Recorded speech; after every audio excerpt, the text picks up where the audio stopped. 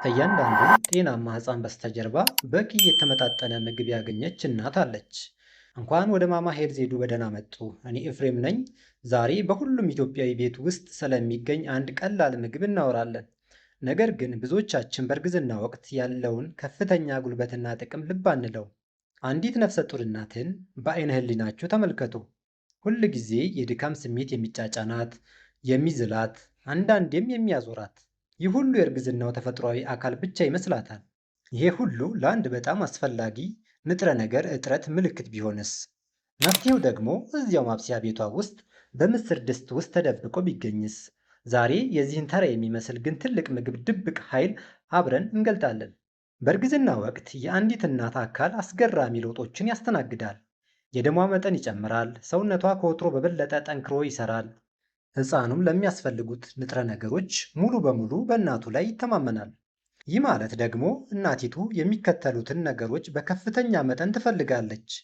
ደምና ሕዋሳትን ለመገንባት ተጨማሪ ብረት ወይንም አይረን፣ የሕፃኑን የአንጎል እድገት ለመደገፍ ተጨማሪ ፎሊክ አሲድ፣ በአጠቃላይ እድገት ተጨማሪ ፕሮቲን።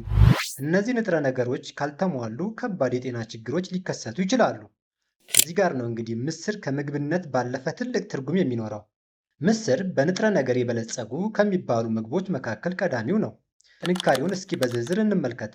የመጀመሪያው ብረት፣ የደም ማነስን መከላከያ። ብረት በደማችን ውስጥ ኦክሲጅንን የሚያጓጉዘውን ሄሞግሎቢን ለማምረት ይረዳል። በእርግዝና ወቅት የብረት ንጥረ ነገር ማነስ ለደም ማነስ ወይንም አኒሚያ ይዳርጋል። ይህም ለድካም፣ ለዝለትና ለሕፃኑ እድገት መስተጓጎል ምክንያት ሊሆን ይችላል። ምስር በተፈጥሮ በብረት የበለጸገ በመሆኑ እናቶች ብርቱና ንቁ እንዲሆኑ ይረዳቸዋል። ሁለተኛው ፎሊክ አሲድ። ፎሊክ አሲድ በተለይ በመጀመሪያዎቹ የእርግዝና ወራት ውስጥ እጅግ አስፈላጊ ነው። ይህ ንጥረ ነገር የሕፃኑን አንጎልና የጀርባ አጥንት ወይንም ስፓይናል ኮርድ ለመገንባት ይረዳል። የፎሊክ አሲድ እጥረት ለከባድ የአካል ጉዳት እንደ ኒውራል ቲዩብ ዲፌክትስ ሊዳርግ ይችላል።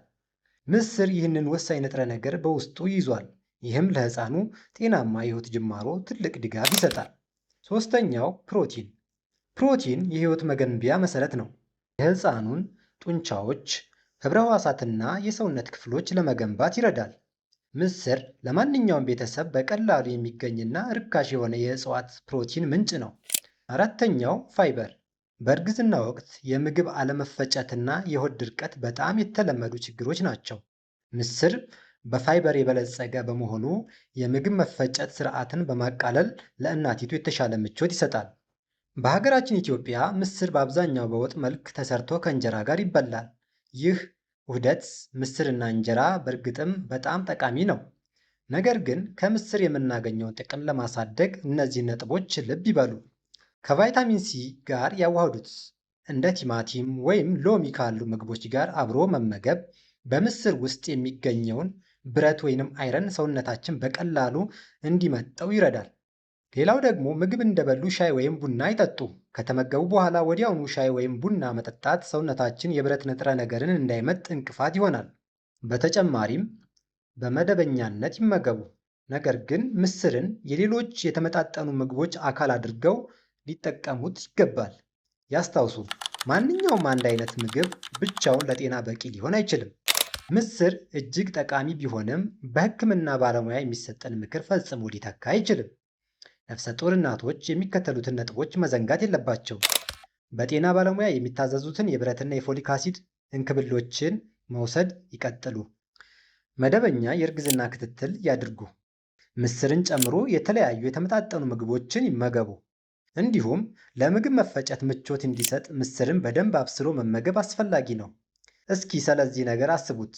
ይህ ቀላልና ርካሽ የሆነ ምግብ በሁሉም ኢትዮጵያዊ ቤት ውስጥ የሚገኝ በእናቱ ማህፀን ውስጥ እያደገ ያለን አዲስ ሕይወት በዝምታ ይደግፋል። አንዳንድ ጊዜ በጣም ጠንካራ የሆኑ መፍትሄዎች ውድ ወይም ውስብስብ አይደሉም።